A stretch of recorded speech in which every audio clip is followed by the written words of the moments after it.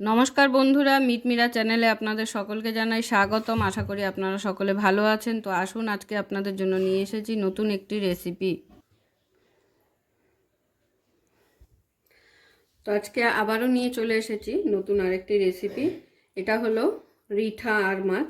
এই আর মাছটাকে আজকে আমি বেশ ছোট ছোট করে পিস করে এটাকে হাতে মেখে রান্নাটা করব। তো রান্নাটা কিভাবে করব সেটাই আপনাদের সঙ্গে শেয়ার করব।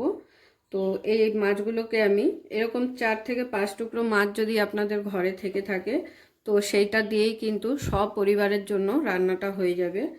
তো এটাকে আমি এখন কেটে ছোট ছোট পিস করে নেব প্রথমে।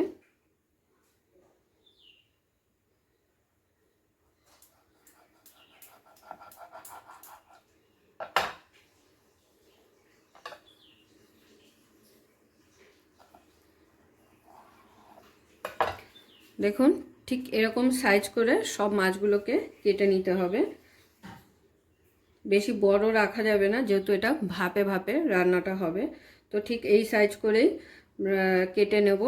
আর এটা কিন্তু কাঁচা মাছই আমি রান্নাটা করব। তো সঙ্গে থাকুন আর দেখতে থাকুন রান্নাটা কিভাবে করছি।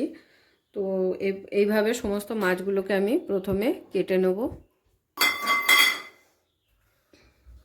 তো সমস্ত মাছ আমার কেটে নেওয়া হয়ে গেছে। তো দেখে বুঝতেই পারছেন খুব বেশি বড়ও রাখিনি, আবার খুব বেশি ছোট ছোট করে ফেলিনি। তো এবারে চলুন রান্নাটা শুরু করব আমি। তো প্রথমে মাছে আমি কি কি দেব সেটাই দেখিয়ে দিচ্ছি।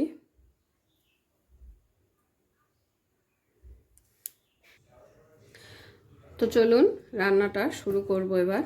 তো যেই পাত্রে আমি মাছটা রান্না করব সেই পাত্রটি আমি নিয়ে নিয়েছি এখানে। তো এবারে এক এক করে সমস্ত মশলাগুলো আগে নিয়ে নেব। তো প্রথমে এখানে দিয়ে দিচ্ছি পেঁয়াজ স্লাইস করে কেটে নেওয়া। পেঁয়াজগুলোকে একটু হাত দিয়ে এইভাবে ছাড়িয়ে নিতে হবে। পেঁয়াজ রসুন দিয়ে আর মাছের আলু দিয়ে ঝোল কিন্তু অনেকেই খেয়েছেন। তো এইভাবে একবার খেয়ে দেখবেন, আশা করি আপনাদের মাংস খেতে আর ইচ্ছে করবে না। তো পেঁয়াজগুলোকে হাত দিয়ে এইভাবে একটু ছাড়িয়ে নিলাম। এরপরে দিয়ে দিচ্ছি এর মধ্যে টমেটো স্লাইস করে কেটে নেওয়া, দিয়ে দেবো রসুন বাটা, এরপর দিয়ে দিচ্ছি পরিমাণ মতো নুন।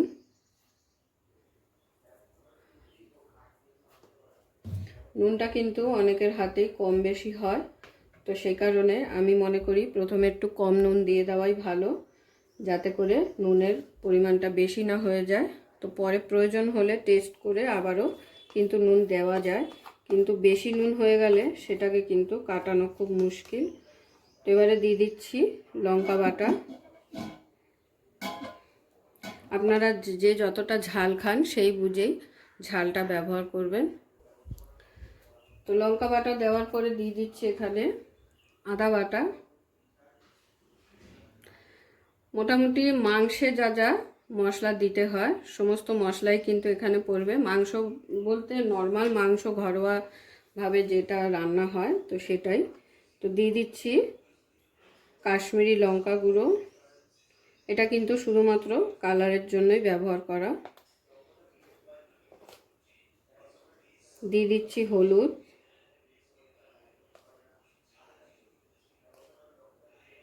মাছের পরিমাণ বুঝে মশলাগুলো কিন্তু ব্যবহার করতে হবে। দিয়ে দিচ্ছি জিরে গুঁড়ো। জিরে গুঁড়ো এখানে আমি 2 চামচ দিয়েছি। হলুদ দিয়েছি 3 চামচ। লঙ্কা গুঁড়ো মানে যেটা কাশ্মীরি লঙ্কা গুঁড়ো রঙের জন্য দিয়েছি, ওটা দিয়েছি 3 চামচ। দিয়ে দিচ্ছি ধনে গুঁড়ো। ধনে গুঁড়ো আমি এখানে 1.5 চামচ দিলাম, খুব বেশি দেওয়া প্রয়োজন নেই। এবারে দিয়ে দেবো সর্ষের তেল। তেলটা একটু বেশি ব্যবহার করতে হবে এখানে। তো সর্ষের তেল দিয়ে দিয়েছি। যেহেতু রান্নাটা ভাপে ভাপে হবে তো সে কারণে তেলটা একটু বেশিই লাগবে, যেহেতু এখানে জল খুব সামান্য পড়বে।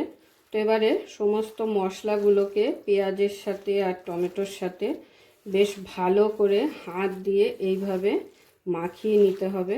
তো সমস্ত মশলা মাখিয়ে নিয়েছি। এবারে দিয়ে দেবো এর মধ্যে কেটে রাখা মাছগুলো।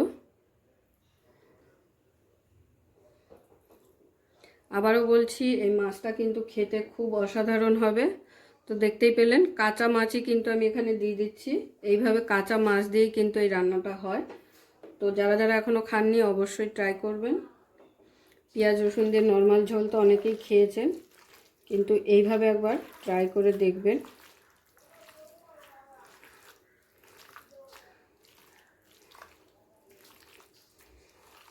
তো খুব ভালোভাবে মশলার সাথে মাছটাকে মিশিয়ে নেব, মাখিয়ে নিচ্ছি।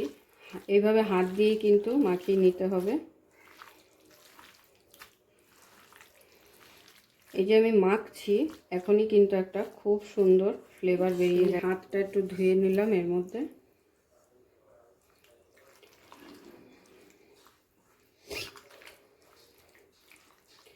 তো জলটাকে ভালো করে মাছ ও মশলার সাথে একটু এইভাবে মিশিয়ে নিচ্ছি। তো মাখাটা কিন্তু আমার একদম রেডি।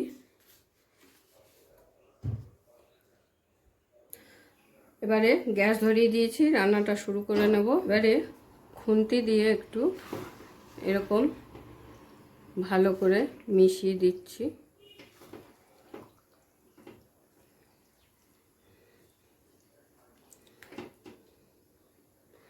এবারে গ্যাসের ফ্লেমটাকে কমিয়ে মিডিয়াম টু হাইতে রেখে এটাকে এরকম চাপা দিয়ে কিন্তু ভাপে ভাপে মাছটাকে রান্না করে নিতে হবে।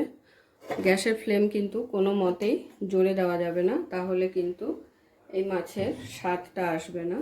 তো এইভাবে গ্যাসের আঁচ একদম কমিয়ে দিয়ে রান্নাটা করে নিতে হবে। তো দেখতেই পেলেন কত ঘরোয়া উপকরণ দিয়ে একদম এই রান্নাটা কিন্তু আমি করে নিচ্ছি। ঘরে থাকা সমস্ত উপকরণ দিয়েই এই রান্নাটা হয়ে যায়। তো এবার এটাকে 10 থেকে 15 মিনিটের জন্য আমি হতে দেব। তো প্রায় 10 মিনিট হয়ে গেছে। আমি ঢাকাটা খুলে একবার দেখে নেব আর একটু নেড়ে দেব। মাঝে মাঝে কিন্তু ঢাকা খুলে একটু নেড়ে দিতে হবে, নাহলে তলায় লেগে যাওয়ার সম্ভাবনা থাকে। যদিও বা গ্যাসের ফ্লেম আস্তে দেওয়া, তাও একটু নেড়ে দিলেই ভালো হয়। নেড়ে দেওয়ার পরে আবারও দিয়ে দিচ্ছি ঢাকা।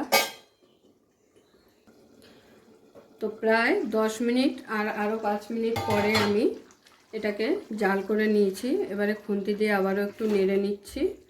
আর এই সময় আমি দিয়ে দেবো একটু গরম মশলা। গরম মশলাটা মিডিলেই দিতে হবে, তাতে করে কি হবে, গরম মশলার যে উগ্র একটা সেন্ট সেটা কিন্তু লাগবে না। আর নামানোর আগে যদি দেওয়া হয় তাহলে কিন্তু সেই উগ্র সেন্টটা থেকে যায়। তো সেই কারণে এরকম মিডিলে যদি গরম মশলাটা দিয়ে আবারও একটু ভালো করে এটাকে জাল করে নেন, তাহলে কিন্তু গরম মশলার উগ্র গন্ধটা একদমই চলে যাবে। তো গরম মশলা দিয়ে খুব ভালো করে গরম মশলাটা মাছগুলোর সাথে মিশিয়ে নিলাম। তো আবারও আমি চাপা দিয়ে দিচ্ছি। তো ঢাকা দেওয়ার আরও 5 মিনিট হয়ে গেছে।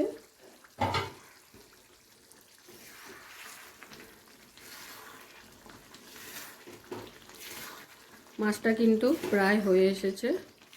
একটা মাছ একটু ভেঙে দেখে নেব।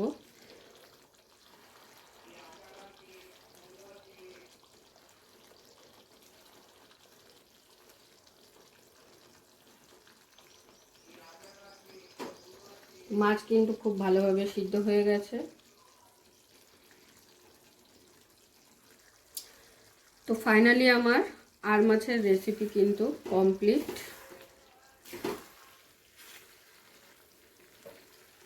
এবারে আমি এটাকে নামিয়ে নেব, গরম গরম প্লেটে সার্ভ করে নেব। আর নামানোর আগে দিয়ে দিচ্ছি একটু কোচানো ধনেপাতা। এটা অপশনাল, আপনারা চাইলে দিতেও পারেন। নাও দিতে পারেন, কিন্তু ধনেপাতা দিলে একটু সুন্দর ফ্লেভার আসবে, তো সেই কারণেই ধনেপাতাটা দিয়ে দিচ্ছি। ধনেপাতাটা দিয়ে খুব ভালোভাবে মাছগুলোর সাথে মিশিয়ে নেব।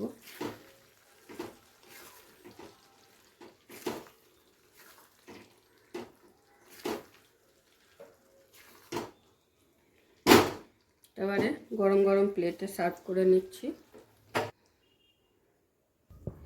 পুরো ভিডিওটা দেখার জন্য সকলকে অসংখ্য ধন্যবাদ। এরকম আরও নিত্য নতুন ভিডিও দেখার জন্য চ্যানেলটি অবশ্যই সাবস্ক্রাইব করে নেবেন আর পাশে থাকা বেল আইকনটি প্রেস করে নেবেন নতুন রেসিপির আপডেট পাওয়ার জন্য। তো সবাই ভালো থাকবেন, সুস্থ থাকবেন। আবারও দেখা হচ্ছে আপনাদের সাথে নতুন একটি রেসিপি নিয়ে।